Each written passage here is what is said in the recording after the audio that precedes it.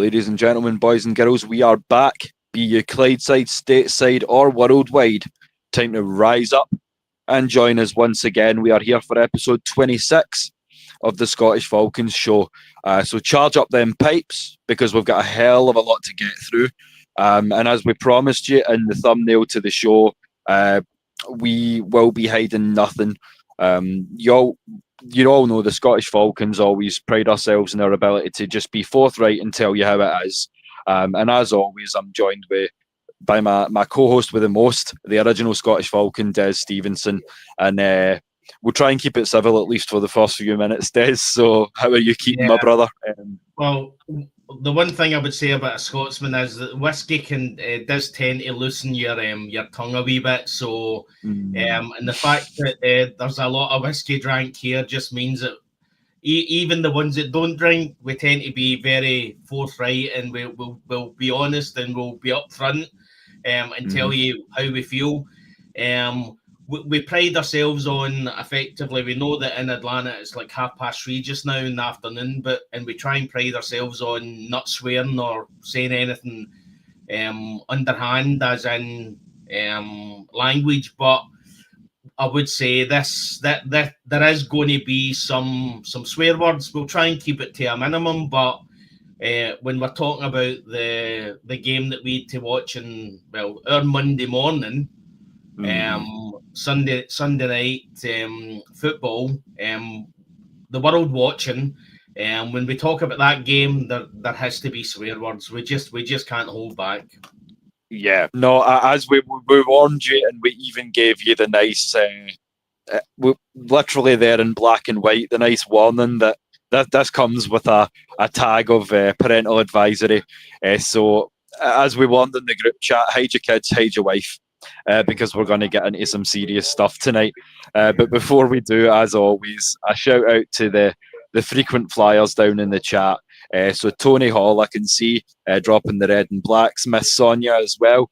Sonia Howell, Ladybirds up in the house. And I did see that even before the show had started, when I first created it, I can't get the comment offhand, but I did see that Floyd Donnelly, our Celtic brother, was shouting us out nice and early too. So a shout out to all you guys and to everyone watching on X as well through Des's platform on @Scottish Falcon. So if you're looking to follow the man, that's where to get at him. But as I say, to the new community on X, we're thrilled to have you here.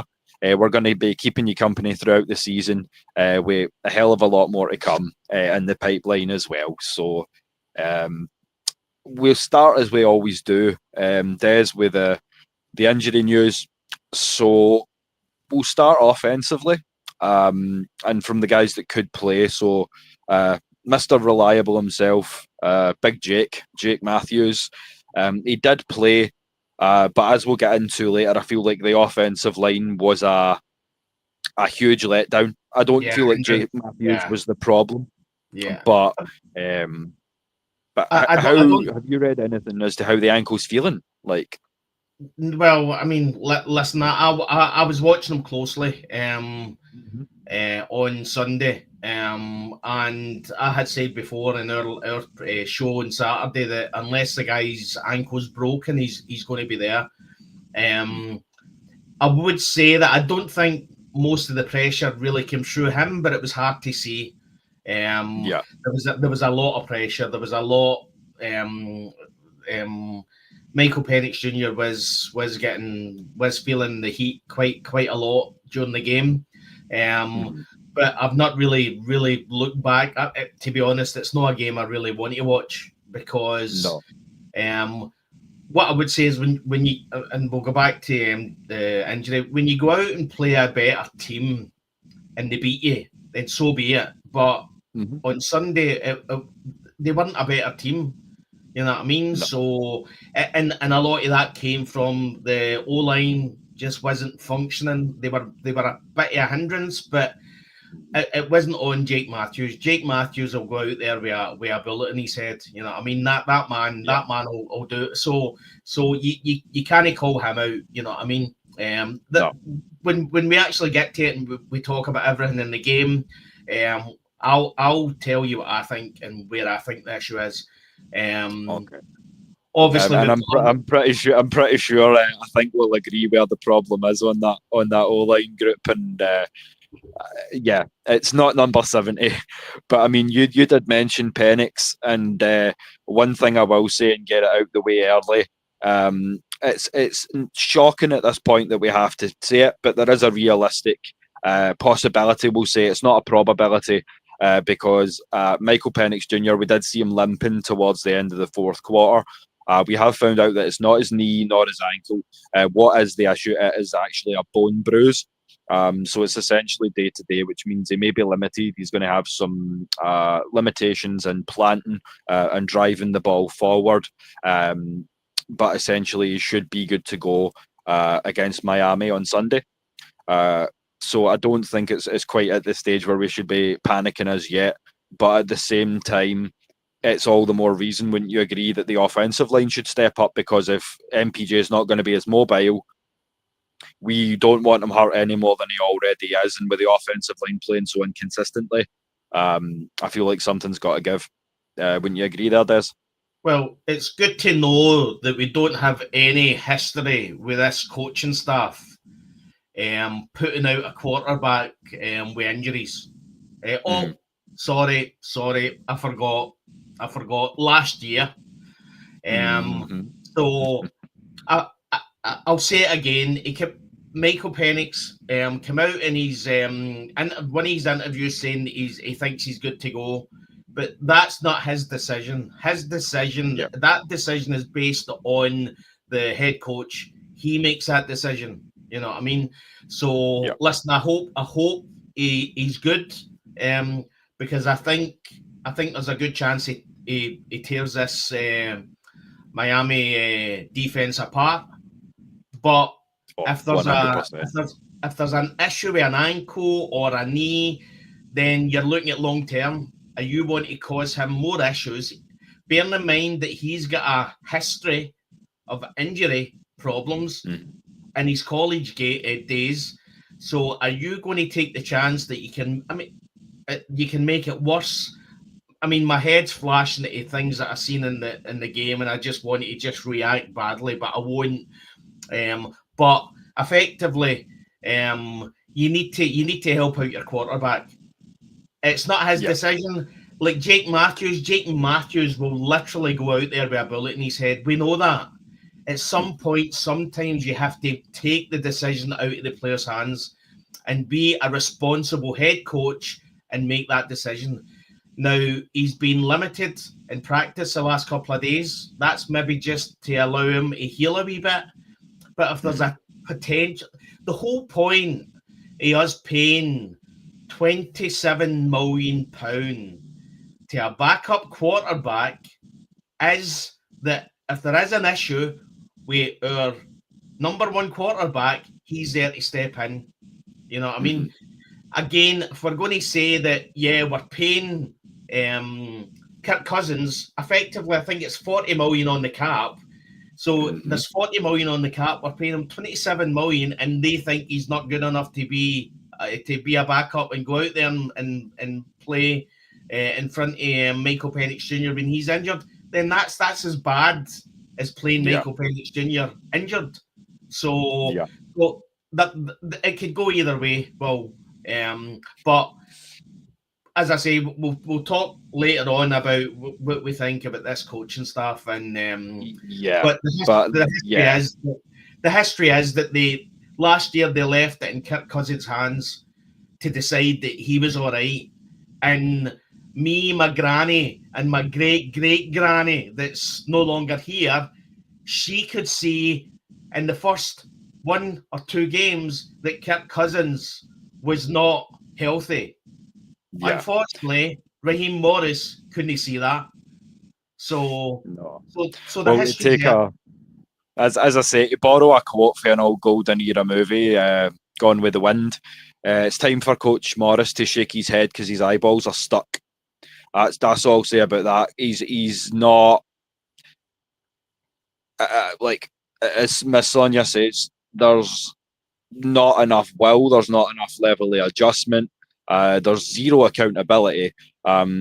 as I say, I can't speak for you, Des, but I just watched a 14-minute presser with Raheem.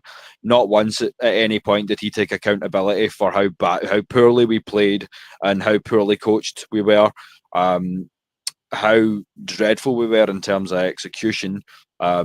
Because, as I say, I've got a specific stat that in terms of finishing these drives that we'll pull up later on. But yeah, there's faults all around, and it ain't in terms of the play on the field. We'll put it down to that.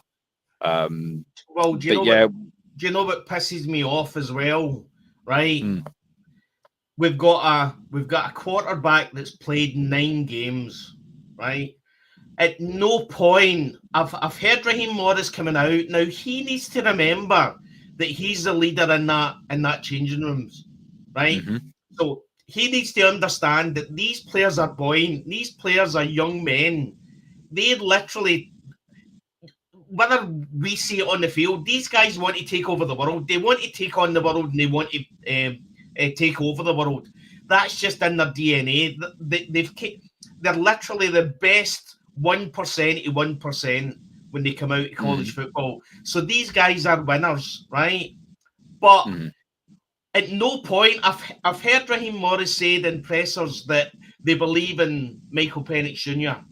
At no point has Raheem Morris at any time come out and said, we need to understand that he's a young quarterback. He's literally only playing his X amount number of games. We need to have patience. Oh, I've heard them saying, we believe in him. We see what he does. We know he's the future. All that kind of stuff, pushing him up, which puts more pressure on the boy. I believe in him. I think he's the real deal. When you see his arm talent, you just understand that if somebody's there just to hone it correctly, then it could be one of the best in the league.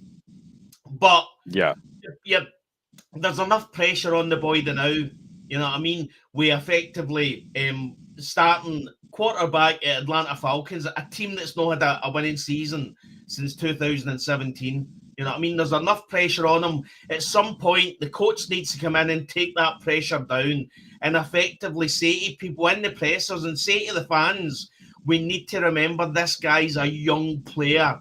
He's effectively, it's his second year, but he's only a rookie. He's only played 9 games. And essentially he's sitting at half a season of experience. What's good with you, John Boy? John Sinclair, one of the frequent flyers down in the chat.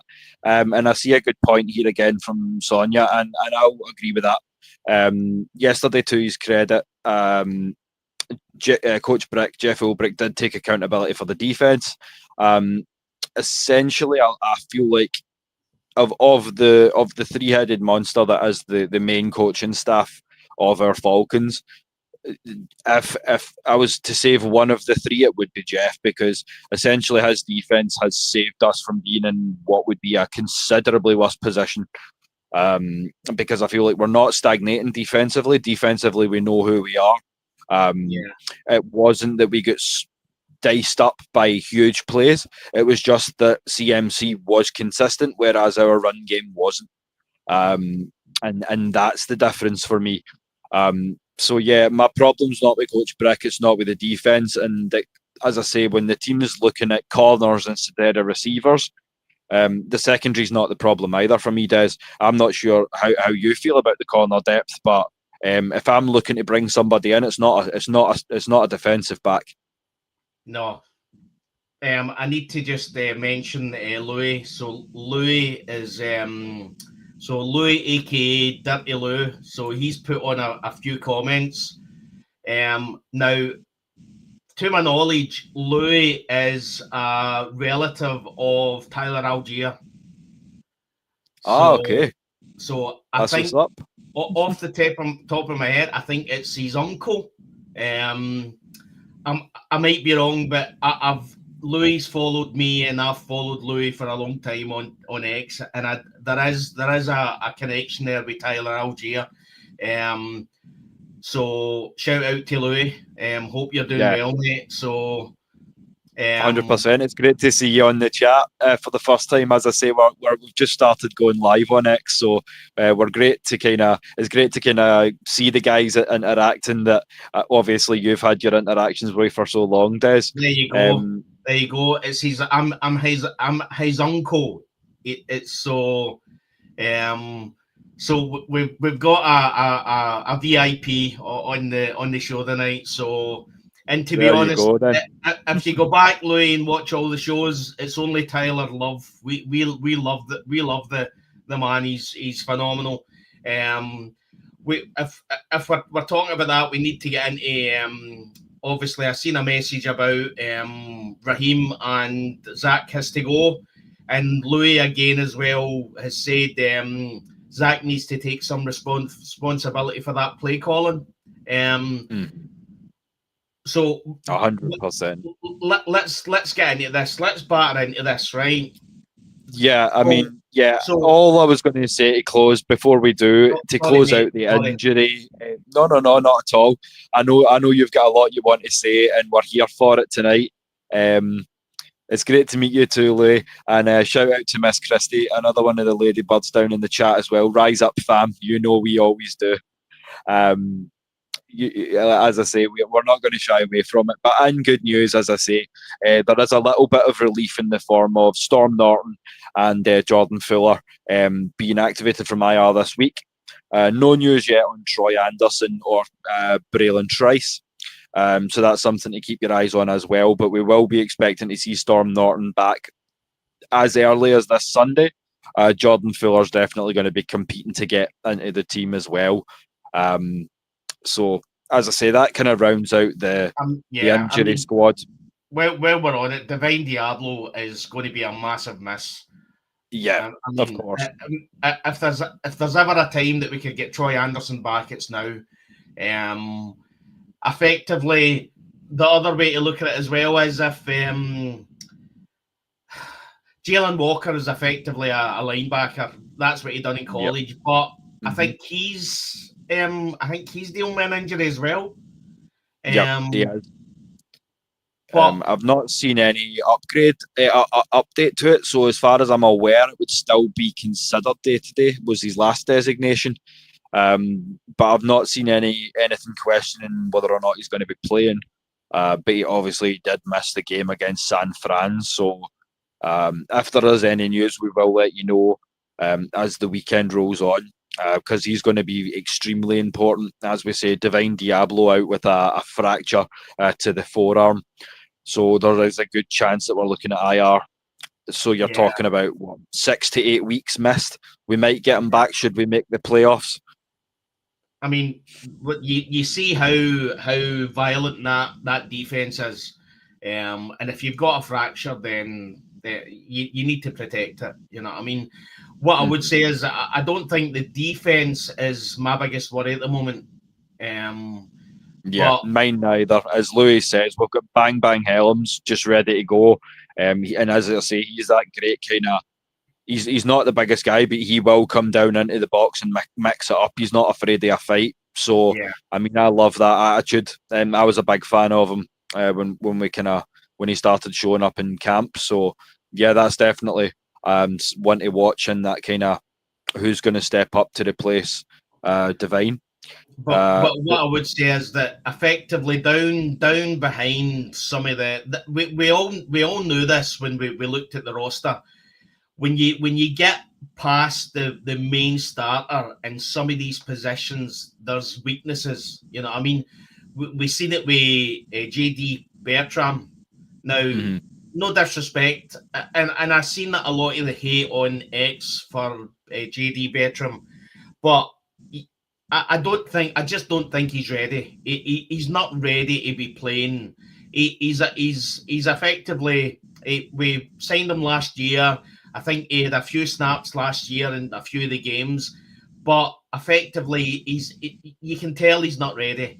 And that was probably the biggest worry when Jeff Ulbrich came out and mentioned that he could be one of the guys that steps up when Divine Deablo's not playing. That is a worry.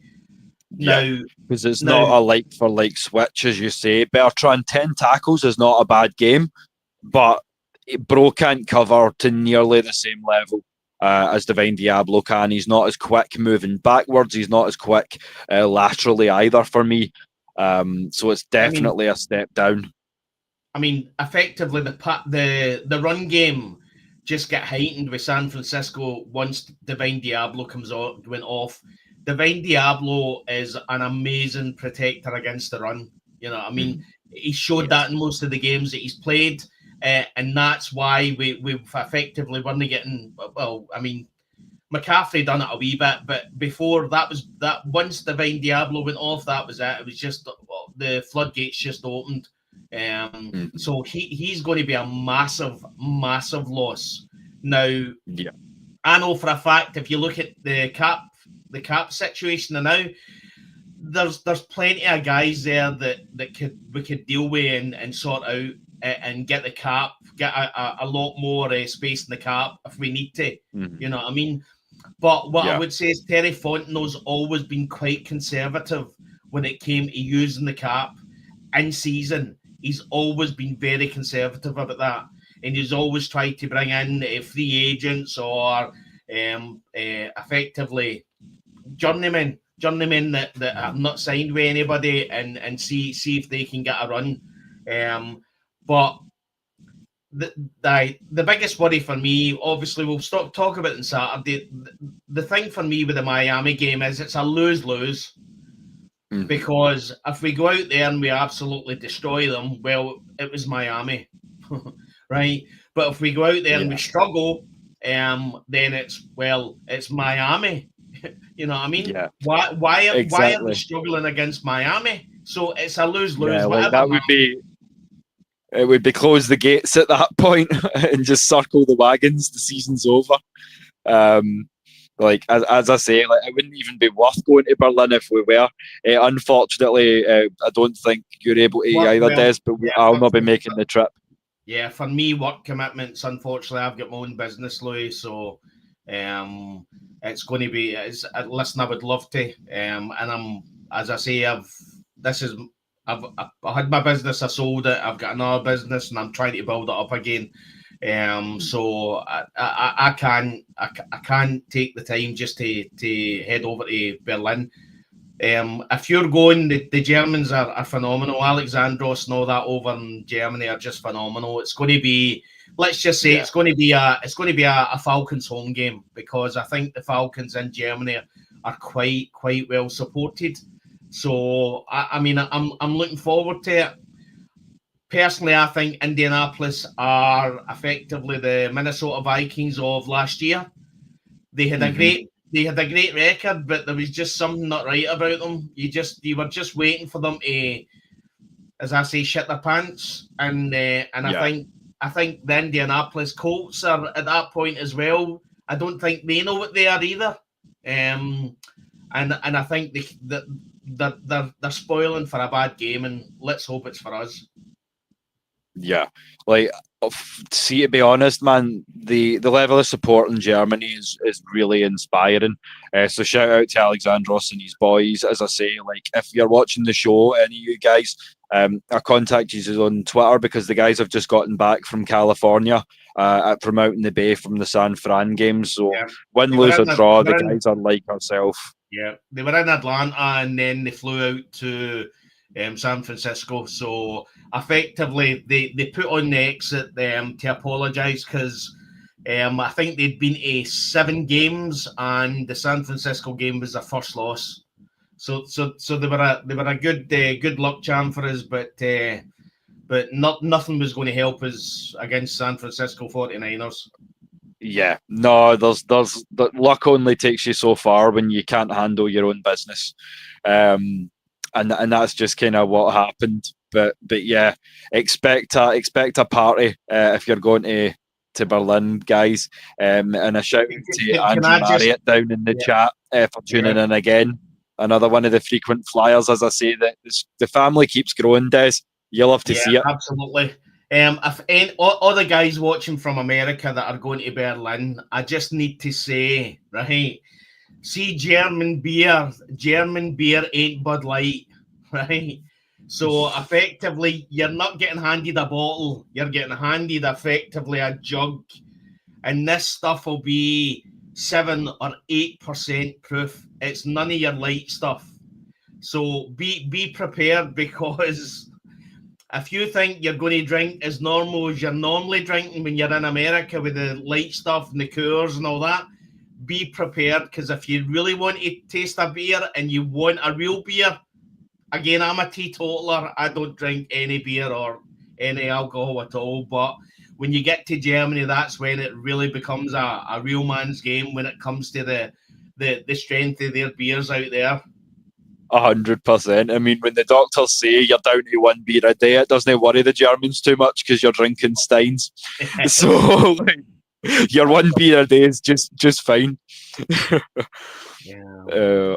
There's John Boy saying, well, yeah, I've had light beer in decades, so you'll be just fine over there, mate. I wouldn't worry too much. You see some of the videos of the Americans that go to Germany and they get 1 drink, and literally after one jug they're drunk, they're out their head, they're bluttered. You know what I mean? So a cheap night out for sure. Absolutely. But just before we do get into this game, one thing I won't say happy to see, but I was certainly relieved to see, is that after obviously all the speculation, number 34 is gone. Here's my best take at an impersonation of our brother Magnus from the Regulator show. So, Ray McLeod, you're gone. Just thought I'd throw that out there for any of the Regulators fans. He's also off the books completely because he has been picked up and signed to the practice squad of the New York Giants, where so many careers have gone to die. So looking at that, Des, that saves us about, I think I looked at it and it was between 3 and 5 million in cap. So I think that's boosting us a little bit as well. There is as I say, we're shopping around a couple of guys for trades, potential trade pieces as well, which we'll get onto later on. But do you have any further sort of know into whether it was a personal decision or professional? I mean, Coach Raheem's propensity to say a lot and tell you very little. So he stated that it was purely based on gameplay. Personally, I like, he's made no secret. You can see in his face that it was a little more than gameplay. But how do you feel other than relieved? I feel like now we can finally chalk our hands of that situation, much like we did the Calvin Ridley one before. But as we've seen a few guys in the comments saying, definitely need to be looking at that wide receiver depth again. Wouldn't you agree? Yeah, I mean, this is probably one of the biggest things that worries me, because when you start seeing players effectively getting released, and from what you hear, there's a whole load of rumours going about, and I'm not going to discuss the rumours, but when you see players in the dressing room reacting badly to decisions, then that doesn't bode well for the coaching staff. You know what I mean? You see, what's the one thing you see, and you're seeing just now in Miami and in New York with the New York Jets? One of the things you're seeing with bad teams is, obviously you see Miami Dolphins, Tua Tagovailoa coming out and effectively questioning his teammates. You see Woody Johnson and the Jets effectively saying that Justin Fields is garbage. You know what I mean? That's bad teams. So when you have players effectively becoming mercenaries, then that shows what kind of leadership is in the changing room. Now, obviously, fair play to Raheem Morris. Raheem Morris has called it out and dealt with it. So, but who else in that changing room is not happy? Ray McLeod was maybe the guy that just was openly, effectively saying what he wanted. Now, obviously, I know Ike Hilliard and him goes back to some other teams that he was with. And And to be honest, when you bring in a wide receiver 3 and he does over 600 yards receiving in a season, I mean, you can't complain at that. So what I would say is that effectively something is nasty in the nest. You know what I mean? For this kind of thing to happen. Now, as I say, Raheem's dealt with it and he sorted it. But if he's unhappy, effectively, who else in the changing room is unhappy as well? That's the first thing for me. The second thing is we need to get a wide receiver, and we need to. And to be honest, see at this time in free agency, it's 2 windmills in a balloon. There's nothing out there. You know what I mean? You've got some players. Jacoby Myers is coming out saying that he wants out of Las Vegas. So, but again, they're signed players. There's no point talking about these guys unless A, they're released, or B, we trade them. Now, we don't have a first round next year. We don't have a third round. So what are we going to do? What are we going to use to trade for them? You know what I mean? So well, I do have one trade option for you a bit later on. And I do have one guy that's standing out for me in terms of wide receiver from the free agency class as well, which I'll share with you guys. But when it comes to Ike Hilliard, I feel like, as has been said there with Christie, I don't think I feel like it was a deeper problem. I feel like the problem was with the OC more than necessarily it was the positional coaches. And I feel like that showed it. As you say, the wide receivers were still inconsistent. There was still fundamental stuff going wrong. So, as I say, trimming the fat that didn't necessarily need to be trimmed. And as I say, if you've got pedigree built with that guy, it's going to make you feel some kind of way. As I say, we could look at it the other way too, Des, and say that, oh, well, he could have been a bit more adult, a bit more grown up about it, and pulled the coaches aside and went, nah, look, here's how I'm feeling, instead of acting up some way, making faces, speaking out, however he chose to kind of go about that, to the point where we're talking about, are we expecting diss tracks and things like this? Like, what age are we here? You know what I'm saying? So, like, surely there's got to be a line. So I can see both sides. But yeah, I don't think Ike Hilliard was necessarily the at fault there. And yeah, you're right, Tony. I think, to be honest, Oktoberfest is going to be round about the time the game falls. So it should be all the more reason, and the Stein should be a lot even bigger than what we promised you. So if there's a time of year to play a game in Germany, that would be it. Listen. The one thing you'll know about Berlin is it's a party every day. You know what I mean? The beer halls are full all the time, every day. So when if the Falcons go over there, they're going to love it. It's going to be fantastic. I wish I was there. I really do, but it's not possible for me. But yeah, I've been to Germany. It's beautiful, absolutely beautiful country. The architecture, it reminds me Berlin reminds me quite a bit of Glasgow, with the old historic architecture, and a bit like Edinburgh as well. So it's an old city. So, and you see that when you go there. Yeah, like as I say, you can definitely see the Gothic influence in Edinburgh, especially, and Gothic. Not talking about crows and eyeliner here.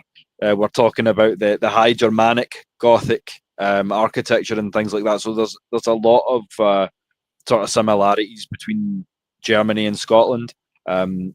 And as I say, like home, Germany's got some beautiful countryside too. So yeah, there's going to be plenty of culture. So whoever's going over, we hope you have a wonderful time. And as I say, our brothers over there, they do make fantastic hosts. So I'm sure you'll all have a great time. And just, I can see another point here from Christie about the firing. So the entire locker room, Sonia, the entire locker room doesn't believe in anything Raheem is saying. They believe in Jeff Ulbrich. Yeah, And that's a bad call. I mean, that's a bad look when you're supposedly the head coach. And this is something that we tagged for later on that I don't mind shouting out now is at this point, how much longer can we defend Coach Morris? I mean, if you're in disagreement here, then let me know, Des, but heavy is the head that wears the crown. I've said it a few times over the last sort of week or so, but right, are we getting into this then? So let's, because my mouth let's peel the band-aid off. Right. We warned you, now here it comes. So effectively, from my point of view, the thing that pisses me off is the fact that he keeps on coming out. You know what I mean? Listen, Jeff Ulbrich came out and said that the 10 men on the park was down to him, right? Listen, I completely understand that, but it falls on the head coach. You know what I mean? Before that, there was 12 men on the park. You know what I mean? So yeah, I mean, I've singled it out. Count the helmets. As I say, when I had my business and I had employees under me, I had to make sure I knew everything. Every person that's watching this show will have somebody in their business that is like the guru. If you don't know, they know, right? And that's the leader in that business, right? And that's what you have to be. Now, Atlanta Falcons is a young team, and they've got plenty of captains there that can effectively on the park make a difference, right? But Raheem Morris, we've questioned his time management. We've questioned last year with the decision to continue to keep Kirk Cousins, right? On the park. We questioned it at the start of the season when he decided that he was still going to keep going with Younghoe Koo, when every man and their dog could see at the end of last season that Younghoe Koo's issue wasn't in his foot, it was in his head. And that didn't get sorted. You know what I mean? They effectively brought in an international player that had never been in around an NFL team. And then called it a competition. Garbage. No. Because what happened then when they released Younghoe Koo? Did they bring up Lenny Krieg? No, because he was not ready. Right? But listen, I hope everybody watching this has got 2 hours. We then look, and I'll tell you the reason why I'm looking at a bad coaching staff, because they put their insecurities on the players, and I'll tell you why, right? Parker Romo has had one bad game against the Carolina Panthers, right? Now, effectively, you tell me what player against the Carolina Panthers that had a good game, right? Now, what then that coaching staff's deciding is that Parker Romo's the only player. He's the only kicker we've got. We just need to go with him, right? Well, let the boy kick the goals. I'm sick, mate. I'm sick going 4-1 when we're 52-yard field goal attempt, and they're terrified to allow Parker Romo to take the kick. Let the boy, as you said earlier on, mate, how's the guy going to learn if he isn't trying kicks in a game? Because effectively what then happens is we do 4-1. Zach Robinson has got worse special plays than Arthur Smith had. And we end up turning it over on downs anyway. So what's the problem with just taking the goal, a field goal? If we miss the kick, we're still in the same position. But at least the boy effectively can get a chance to learn, build his confidence, and effectively not live in the shadow and the insecurities of their coaching staff. Because that's what I see. We think you're garbage, so we're not going to allow you to kick a game because you had a bad one against Carolina Panthers. Well, who had a good one against Carolina Panthers? You know what I mean? Exactly. That's the sign of that coaching staff. Yeah, like, support your guys. As I said, like, if you were going to have a competition, make it a fucking competition. You put Lenny Krieg into the practice squad, despite the fact that he done something that Youngway could not do this season, which is make 50 plus. Yes. You then call up Parker Romo. You will not give the guy, as we say, live game reps because there's no accounting for that on a practice squad. So yeah, you're not letting the guy get real life reps to face 11 opposite helmets coming against him when he's trying to kick the fucking ball. And then you're, as I say, 52 yards is pedestrian. It's not going to be pushing any records. Most NFL kickers who would profess to be of that level should be making 52 90 to 95% of the time. So you shouldn't be an NFL say, kicker. You shouldn't be an NFL kicker if you can't make a 52-yard or a plus 50-yard field goal or attempt it. You know what I mean? But effectively, that's what I'm saying about this coaching staff. Parker Romo is living in his own head because how are you building confidence for that man? That boy thinks he's crap. That boy thinks he's bad. Why? Because we've no gave him a chance. You know what I mean? Mm-hmm. Then that's something we'll get into a bit later on, Christy. But yeah, I mean, none of those next 6 games, we've got a visual, as we say, for a bit later on in the show that shows who the next 6 opponents are. None of them are by any means world beaters. The toughest 2 teams in that 6-game stretch would be New England and Indianapolis. They're still winnable games, but again, we're going to say it fucking 20 times tonight. My main concern is not the talent on the roster, because we say it every time we come together, Des, is we are stacked offensively, defensively, but they're not coached right. And you could give me the 2000 Baltimore Ravens, but if you don't give me that coaching staff, I couldn't win the Super Bowl with them. You know what I'm saying? Let's go on to Zach Robinson, right? And this is where, and when you look back in that Carolina Panthers game and wonder what happened, then it's the play calling. The play calling is garbage, right?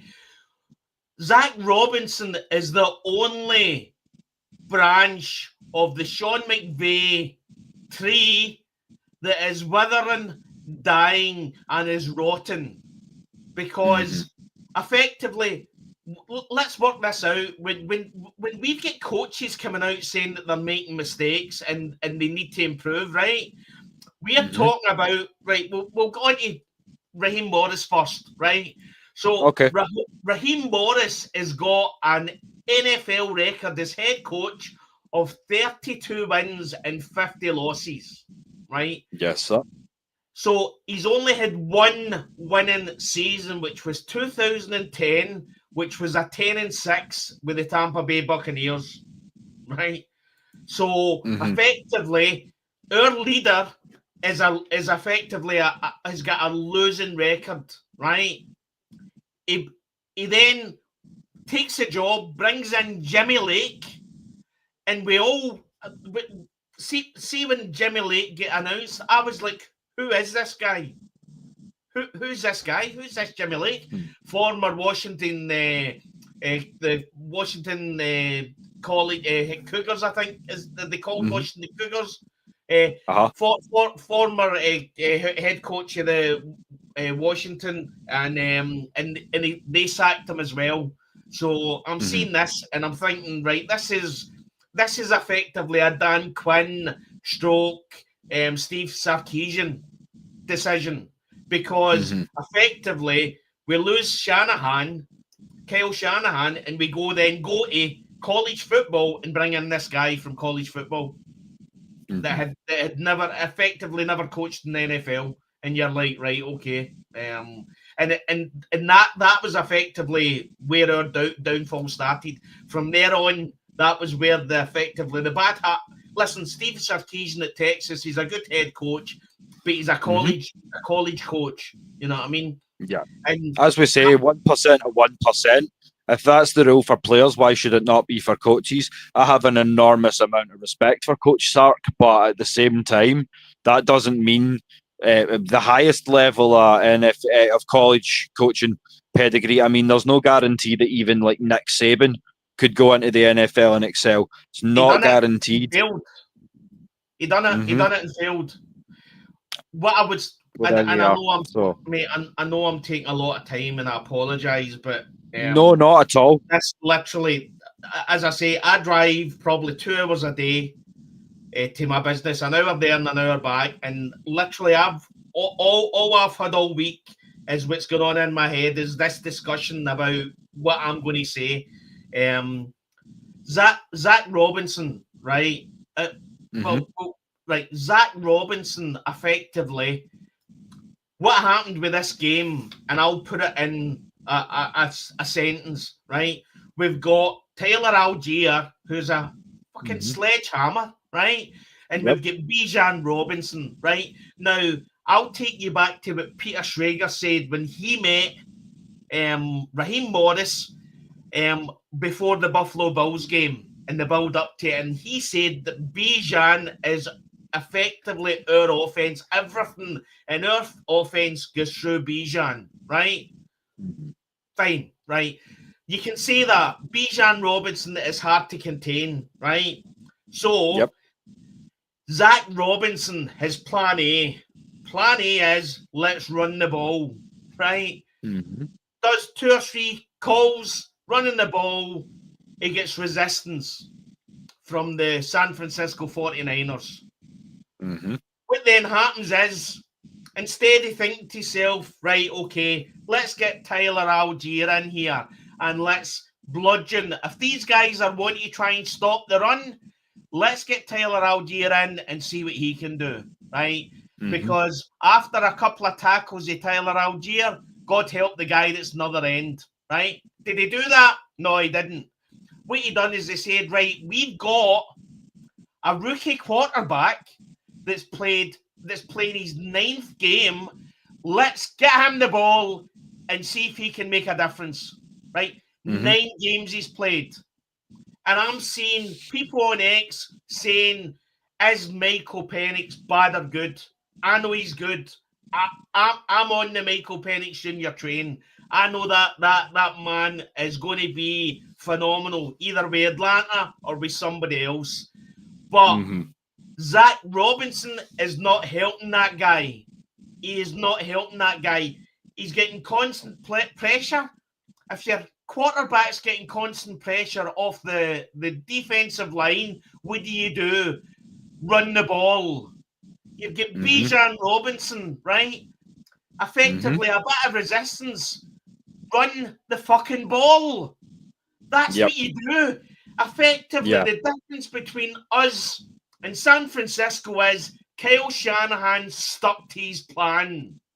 Yes. They got resistance. When they were trying to run the ball and get Christian McCaffrey going, we gave them a bit of resistance. We're the number 1 fucking defense, right? As soon as Zach Robinson seen a bit of resistance, his plan went out the window. He had no faith in the guys that were there. And again, it just shouts out to me that it's a bad coaching staff. Because if I'm sitting watching this game and I've got Bijan Robinson, I don't care who I'm up against, and I've got Tyler Algier, I don't care who I'm up against. I'm putting my faith in the run game. And he did it. And that's it's like, as you say. Yeah, and this is another thing that brings me back to their lack of adjustment. So there's 9 guys in the box. Oh, there's 9 guys in the box, so I can't shift as much. I don't know what to do. You don't know what to do. That's the first thing you get taught to do. You put your head down and you start running people the fuck over. And if you can't, then we bring in Tyler, who's more solidly built, who's thicker in the butt, and will fucking do it for you. Blow some fucking holes, show some will. But at the same time, it's from the top down, and the coaching staff are taking no accountability. As Miss Christie says, they're saying, the team just need to execute better. Well, okay, that's as may be, but at the same time, on 3rd and 4th and 1, don't call the same play when the defense already know what the fuck you're going to run. God, I mean, ridiculous. Just Ridiculous, mate. Zach Robinson, as I say, is the only coach on the Shanahan, on the Sean McVay tree that's effectively rotten. The wood's rotten. You know what I mean? What we don't understand is Atlanta Falcons ain't a proven ground. This ain't a place for you to come and be average and get better. That's not the Atlanta Falcons. The Atlanta Falcons is where you come when you've done it all, when you're ready to be the best, right? Raheem Morris, honestly, mate, I would love to question and ask how many times in the last year and a half of him being head coach has he said mistake. We made mistakes. You know what I mean? This ain't a proven ground. You know what I mean? Yeah. Zach Robinson, that 3rd and 1 where Bijan get the ball tossed back to him, that was ridiculous. You know what I mean? Oh. The effectively the O-line and the quarterback was getting pressure, and they were getting past the O-line all game. And and now's the time where we'll single the man out. Elijah Wilkinson was a 6'6" 6-inch turnstile on Sunday night. He's I know that there was plays where Lindstrom got pushed back. I know there was plays where Bergeron got handled. It looks as though that's probably the worst outing from centre that I've seen from Nuzul. Yeah. He's been fairly consistent to his credit, but that he wasn't there last night.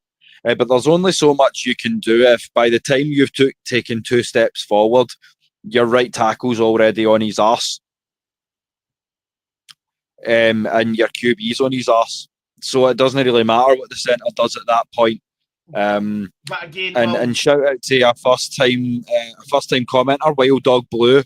I hope we don't see Kirk this week. He is day to day in terms of MPJ, so hopefully he will still be able to start. But as I say, we're paying the guy enough, and he should know the system well enough. So if we see him, it won't be the worst thing in the world. But at the same time, we've got one QB banged up because our O-line can't fucking block. I'm gonna do that again. Yeah. Because our O-line can't block properly, so we don't need to. Listen, see if Michael Penix Jr. is getting pressure. You imagine what Kirk Cousins is going to what's going to happen to effectively. There's no mobility there, right? Yeah. But the other thing as well, have a look. If you really want to see an OC guru, have a look and see what Kyle Shanahan done with Mac Jones, right? Mac Jones did not throw the ball more than 15 yards. Effectively, it was a simplified offensive scheme, right? The only time that Mac Jones effectively threw it more than 15 yards was a pass breakup. Go back if you haven't seen this. Go back and watch Mac Jones and watch. Literally, it was a dink and dunk.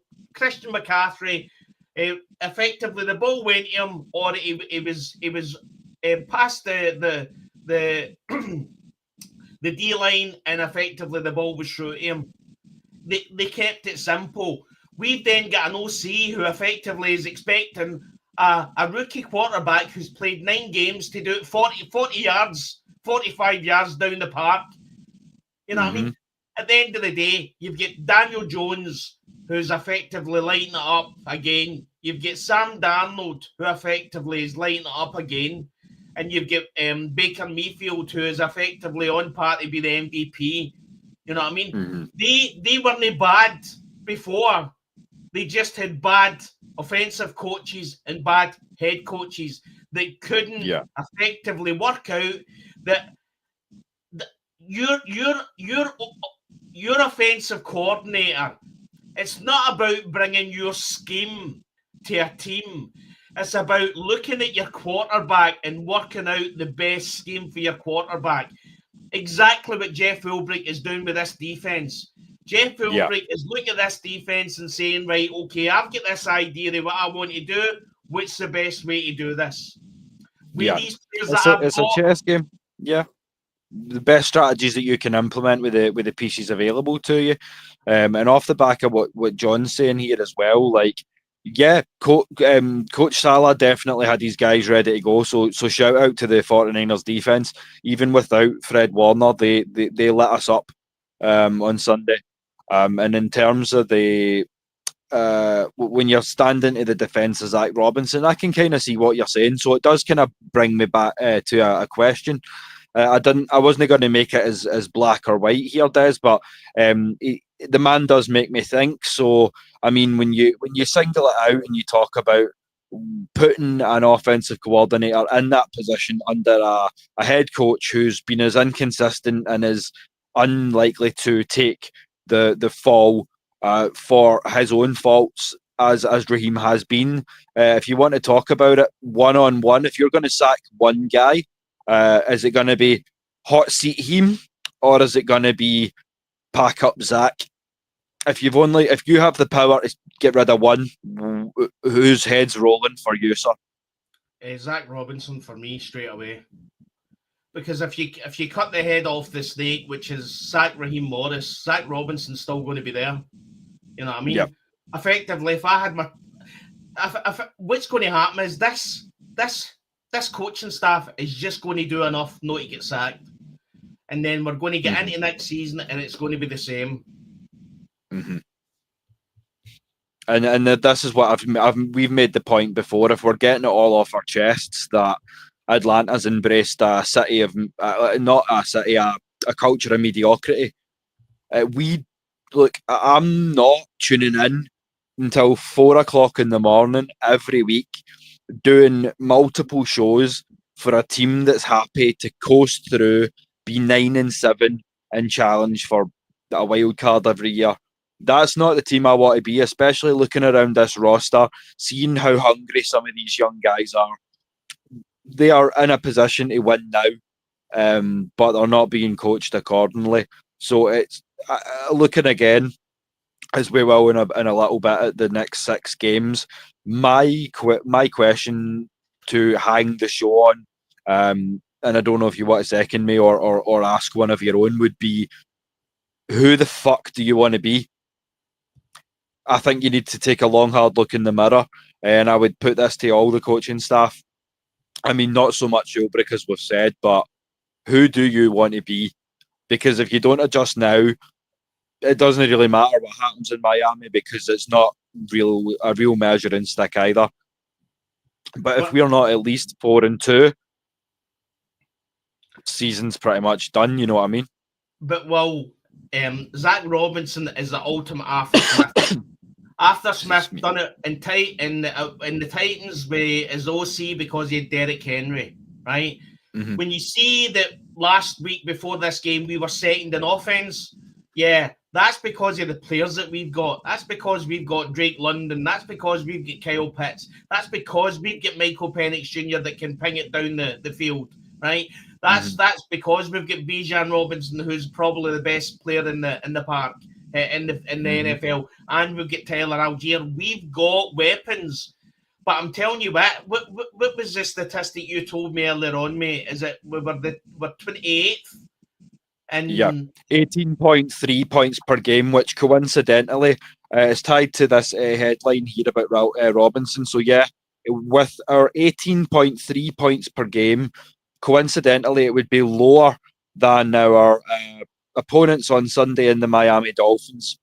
So by that measure, we would lose. So I love that Christy's saying make it a package deal. She wants to go bargain basement with it and just cut all ties, cut all losses, and move on. And you know what? I can see why. But yeah, 28th, 18.3 points per game. So as I say, finish off these drives, or if you're not prepared to go for 7, at least let Parker Romo have a shot as well. And then Sonia Hill's backing you up as well. Yeah, Dolphins and Browns. But yeah, it just goes to show you that being a college football head coach of high standing counts for nothing when you hit the pros. But again, mate, yeah, so I've always been in sales all my life, right? And we had a saying in sales that you reach your level of you can, at some point in your career, you can reach your level of incompetence. Now, what that means is you can be a great defensive coordinator for the LA Rams, and then you then get and hit your level of incompetence, which is the head coach of the Atlanta Falcons. It happened with Arthur Smith, right? Happened with Arthur Smith, and it happens everywhere, right? And then you see everybody. Sorry, because I'm shouting so much. I need. No, you're all good. you see everybody posting out the things from last year when we were effectively searching for a head coach. That the Atlanta Falcons have interviewed Ben Johnson, or the Atlanta Falcons have interviewed Mike Vrabel. You know what I mean? And then you're looking effectively at a head coach that's 32 and 50 in his head coaching career. That is not. So effectively, he's had 82 games as a head coach, and he's still making mistakes. His time management is shocking. At what point do you just put your hands up and say he's just effectively, he's not going to learn from his mistakes. He's just not very good at what he does. And that's because experiment well and truly failed. He's reached his level of incompetence. It happens with college players who are blasting it in college, come up and they do nothing in the NFL because it's just too far for them.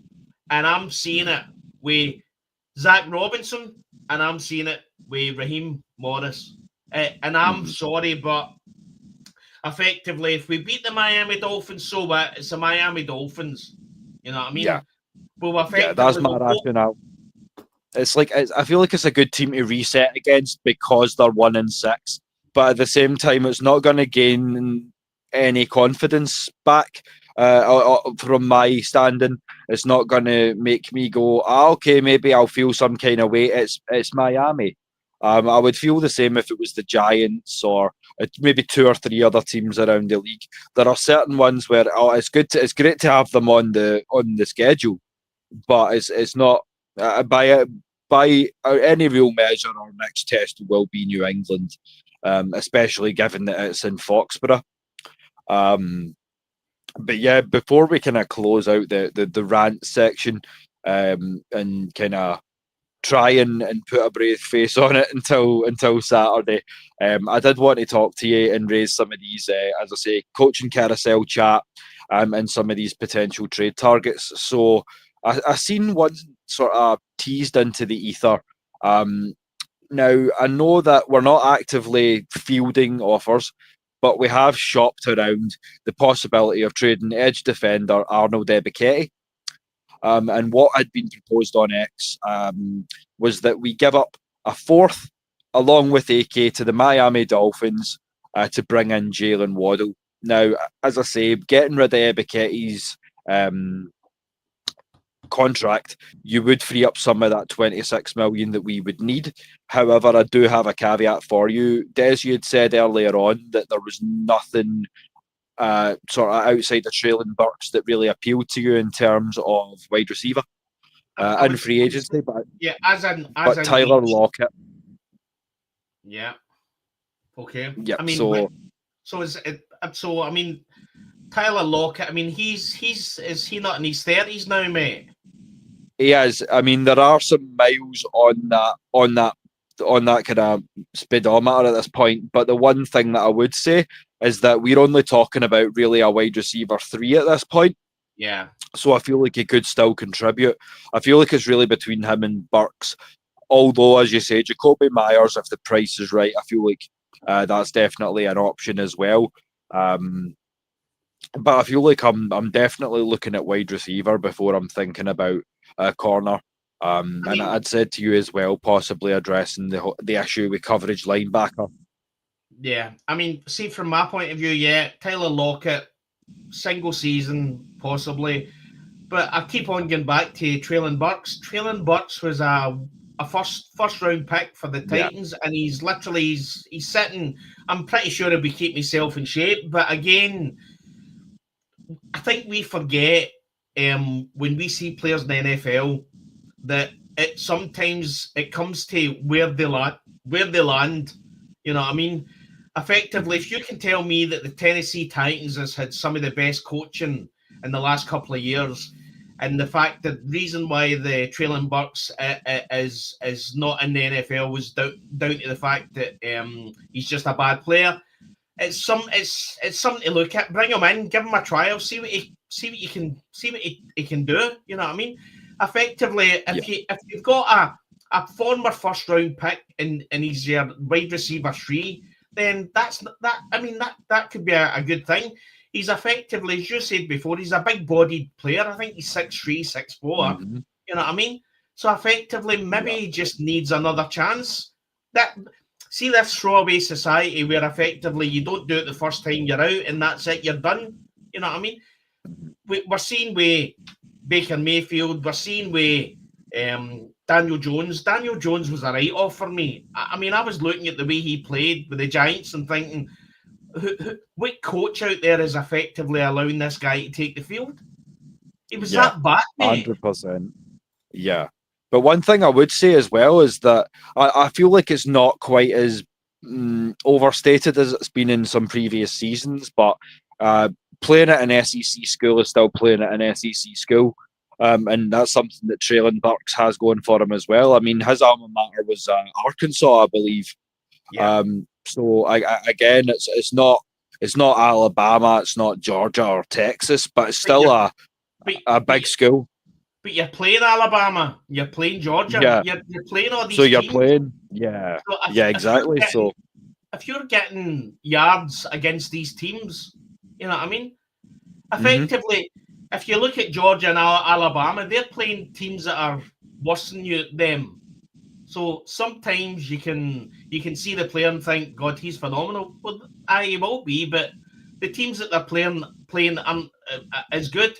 When you're then going to an Arkansas and you're playing against the Georgias and Alabamas and you're getting yards and you're up against their cornerbacks and their safeties, and you know that there's something there. There's something there.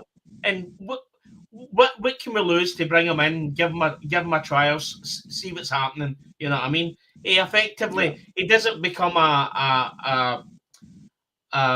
effectively a throwaway and effectively give up on him after a couple of years. I mean, he was a first round pick. You know what I mean?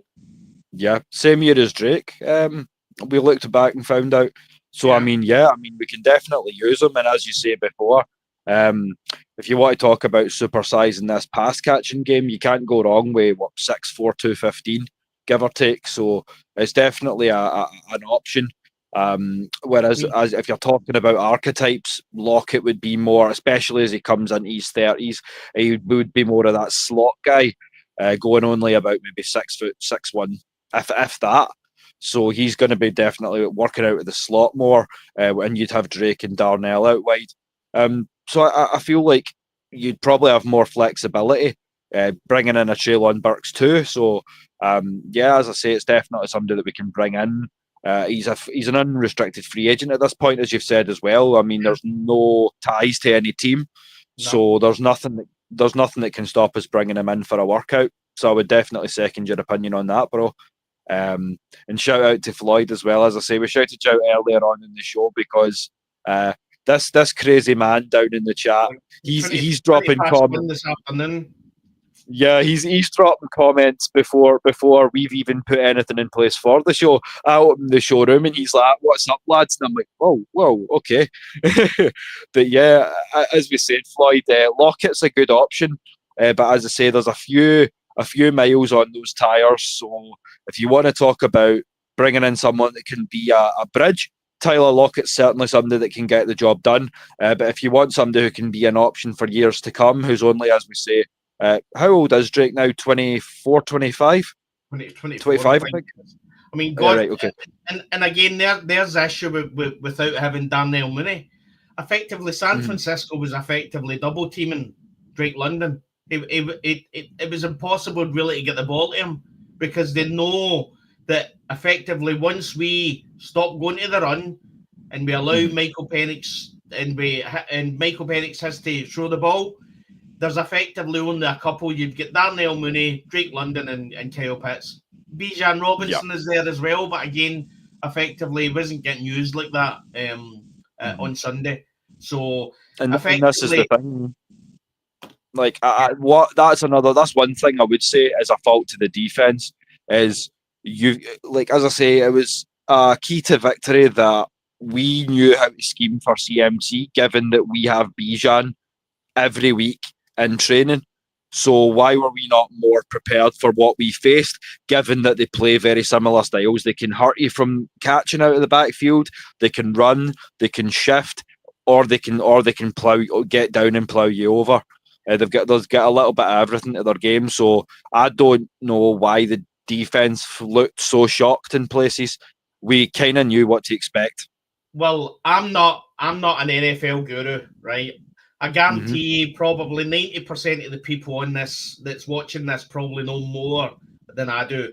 But effectively, I've got my notes from our Saturday show, and one of the things I said was when we were discussing the best way to win the game, and I've said stop the run and protect the secondary against Christian McCaffrey's pass catching. So now I knew that. But unfortunately, but listen, what I would say is take Jeff Philbrick out of this. This is a Kyle Shanahan offense, and he scored 20 points, which in any other way to look at it, that's a win for a defense. 20 points should be enough for your offense to walk down the road and effectively get a win and put up enough points. You know what I mean? So. Forget the fact that Christian McCaffrey effectively tore us open again and again. They only scored 20 points, and effectively the last 7 points effectively shouldn't have stood because it was a penalty because they get dragged over the line. So it shouldn't have stood. Yeah, for about 5 or 7 yards or something like that. It was that rookie right guard, but I mean, as I say, I might have wore 34, but I don't profess to be any kind of Walter Payton. But I'm pretty sure I could tell you that shit's illegal. Yeah.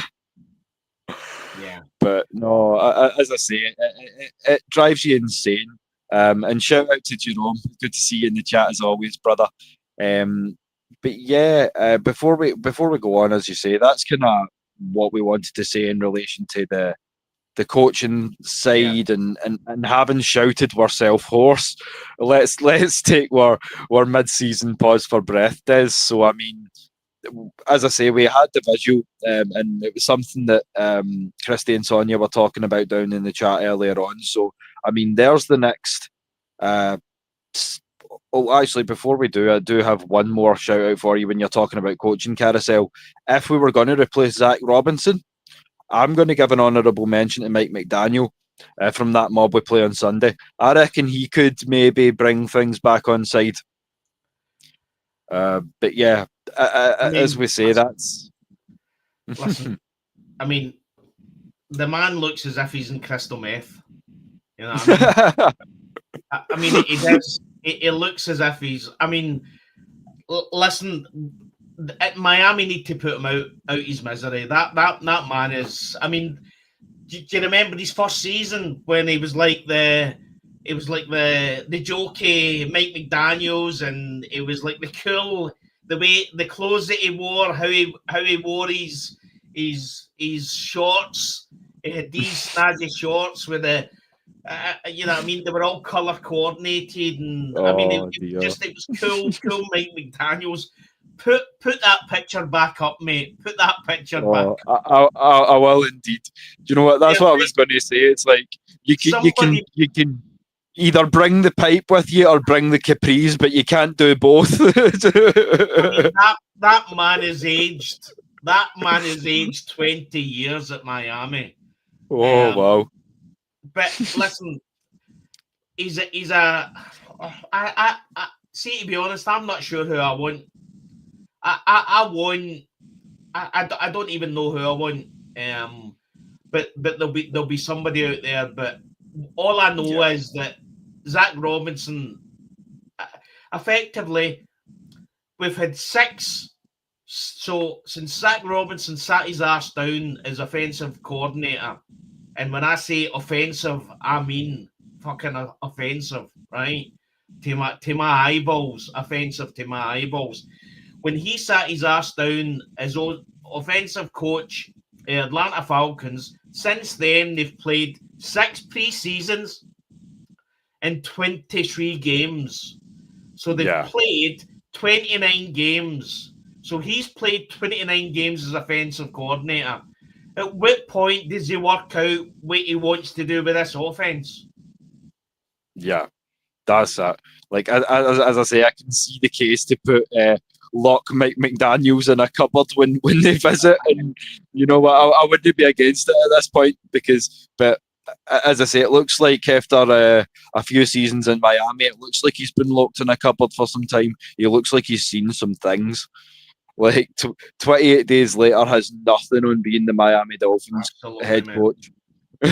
Like, as I say, I know we put ourselves up to some stress, mate, but I like to think we're doing all right. Like, we come on here and we rant and we raise our voices and we get a little bit tickly in the back of the throat now and again, but it'll never be as bad as those Dolphins have got it over in Florida. Absolutely, mate. I mean, listen, they're in a bad position, the Dolphins, but effectively we went in against a Carolina Panthers team that couldn't get a win. Yeah, and effectively, what I would say is, see, after the San Francisco 49ers game, this coaching staff has lost all credibility for whether it's going to be a win or a loss to me, to be honest, mate. You know what I mean? All I can say is we're 3-3, so we're not going to finish 7-0, 0-17. You know what I mean? So we're not going to effectively have a completely lost season where we don't win a game. So it's 3-3. But am I saying that I'm confident in this coaching staff? Absolutely not. Jeff Ulbrich, forget what we're saying about Jeff Ulbrich. Effectively, this coaching staff is.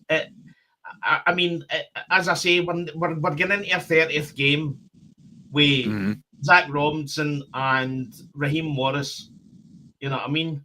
So effectively, at some point, they need to start stepping up, stop making mistakes, have good time management, and effectively scheme the offense round the players we've got, and not what you're seeing the other team doing.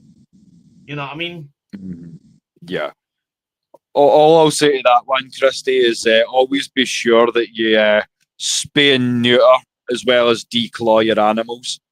We made the Panthers feel invincible. It's time to shave the cat. 100%. Like, we need to show in the next 6 games. As I say, we're going to start wrapping up soon, but just to we'll have another look on Saturday in a bit more detail, but I will bring it up. So we're back to the Benz, as everyone knows, on Sunday for the visit of the Miami Dolphins, and after that, as you say, we're on to New England, Indianapolis, Carolina, New England, and then the New York Jets. So all of those are winnable games. As I say, there's going to be another rant, and it may be louder than this one if we come out in a worse position than fucking 4-2. But we'll cross that bridge, mate, should we come to it. We're effectively losing these rookie contracts. We're losing the time on these rookie contracts. You know what I mean? Say what you want. Nobody can say in the fan base that Terry Fontenot hasn't gave this coaching staff a team. The defense is balling. You know what I mean?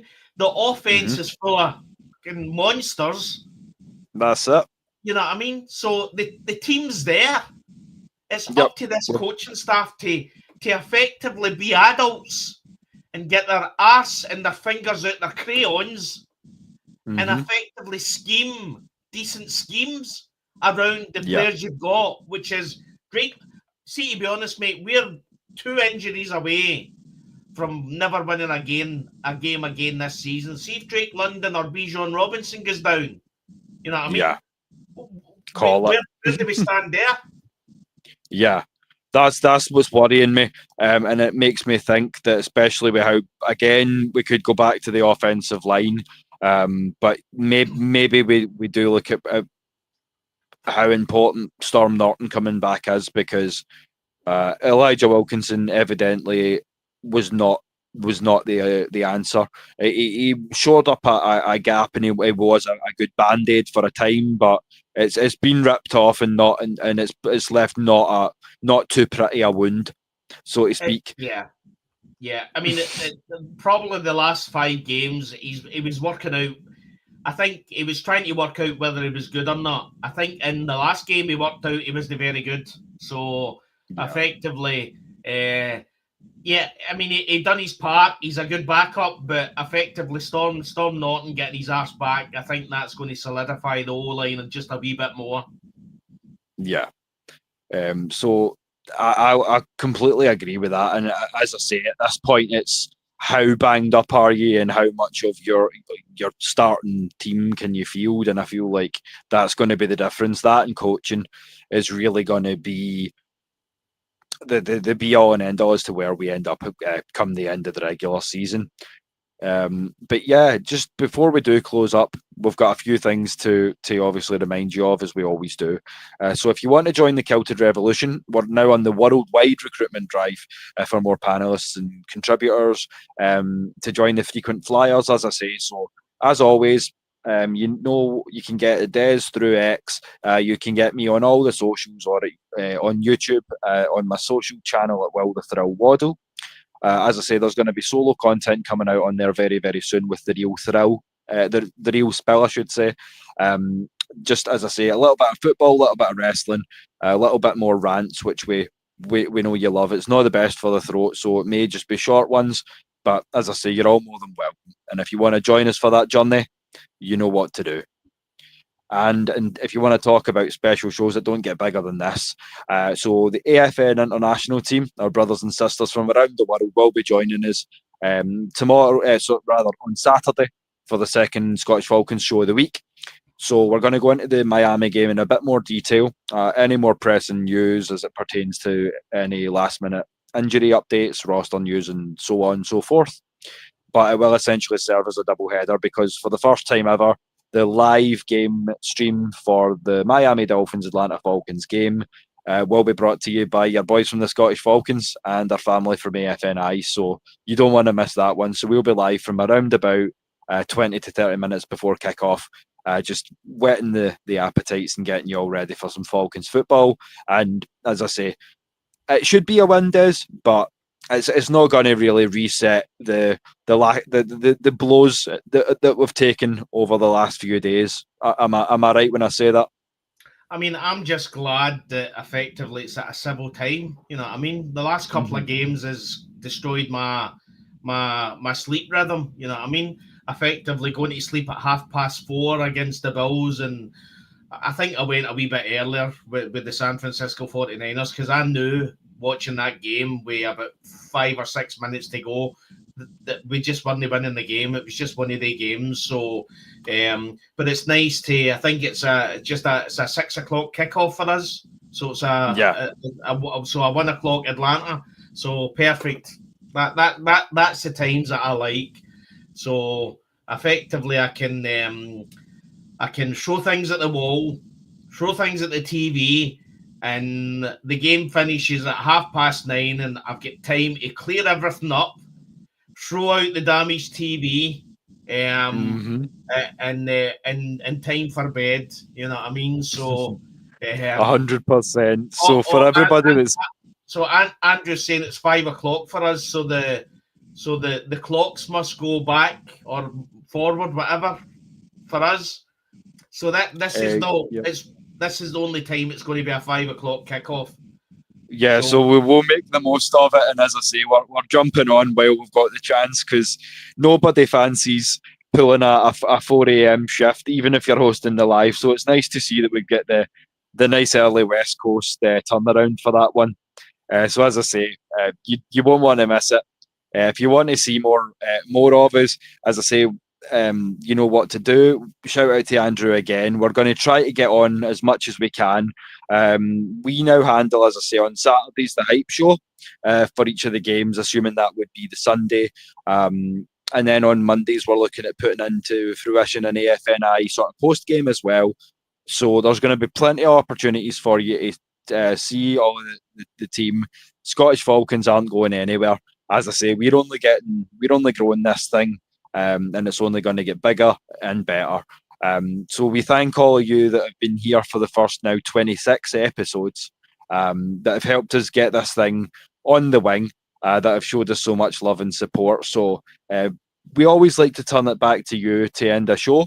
So before we do quit out and give you all your evening back, we've got to bring this up on the screen here because it's time for the Q&A. So if you have any questions for your boys, now's the time. What I would say, shout out to Andrew, because Andrew actually sent me by email effectively a list of how you get a tartan officiated. So for our unofficial Atlanta Falcons tartan. So shout out to Andrew for that. So when we get a chance, we'll be dealing with that to see if we can get it actually officiated.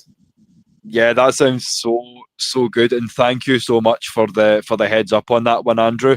As I say, that really means a lot to us because, as I say, it's bucket list material for Des and I to walk down wearing those kilts, and we appreciate you guys so much for the love, for the support, for the questions, the takes, all that good stuff, and for more than that, for just sharing some time with us. Because as we often say, just to find NFL fans is half the battle in Scotland. Never mind to find fellow Falcons fans. And absolutely. You know, as always, we love our ATL, don't we, Des? Absolutely, absolutely. As I say, 5 hours ahead and a half a world away. But we get up so much time and energy, and as I say, we talk ourselves hoarse sometimes. But before we obviously wish you good night, you know, we always remind you with our closing statement that pain is international, especially when it's a game like that this Saturday. And especially when you've got this coaching staff, pain. Yes. Yes, sir.